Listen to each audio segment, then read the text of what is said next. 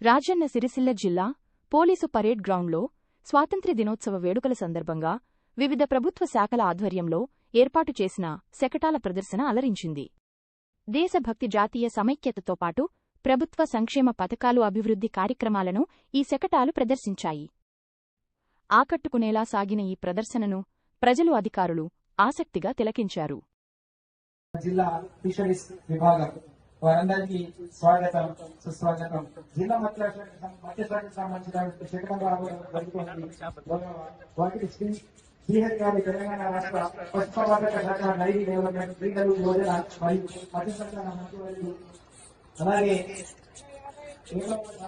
ప్రభుత్వం ఆర్ శ్రీనివాస్ గారు ఎంతో ప్రోత్సాహాన్ని వీళ్ళు అందిస్తూ మన ముందు మొత్తం మత్స్యశాఖకు సంబంధించినటువంటి జరుగుతుంది. సేవలు అందిస్తున్నారు. డాక్టర్గా వారి వైద్యం నారాయణ హరి అన్నట్టుగా వైద్యుడు హరితో సమానము, దేవుడితో సమానము, అలా వైద్య సేవలు అందిస్తూ జిల్లా ఎన్నో సేవలు అందిస్తున్నారు.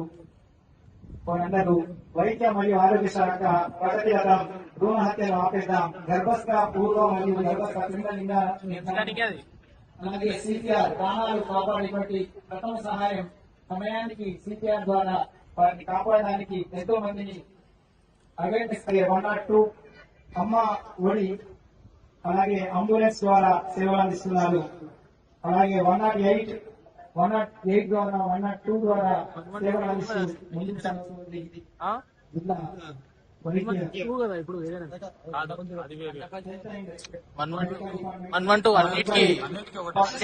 సహాయ సహకారాలు అందిస్తూ వైద్య సేవలు అందిస్తూ ముందుకు సాగుతుంది.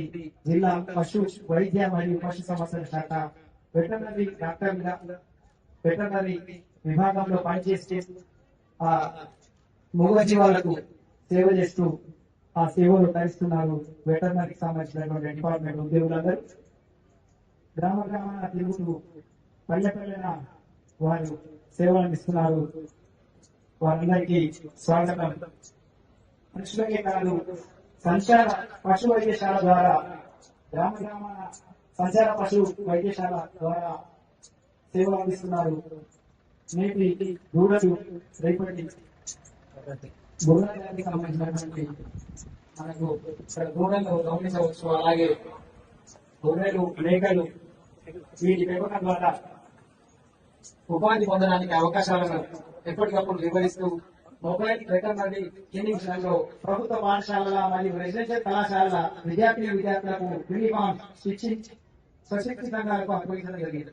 సుమారు 92,000 పైగా యూనిఫామ్స్ 19 మంది బాడీ కటర్స్ గుర్తించి సజావుగా కటింగ్ చేయించి నాణ్యమైన యూనిఫామ్స్ అందిస్తున్న మహిళలు అయినవారండి. అమ్మకు అక్షరమాల కార్యక్రమంలో భాగంగా చదువురాని 23,375 మంది మహిళలను గుర్తించి వారికి చదువు నేర్పించి మొదటి దశలో 10,654 మంది విజయవంతంగా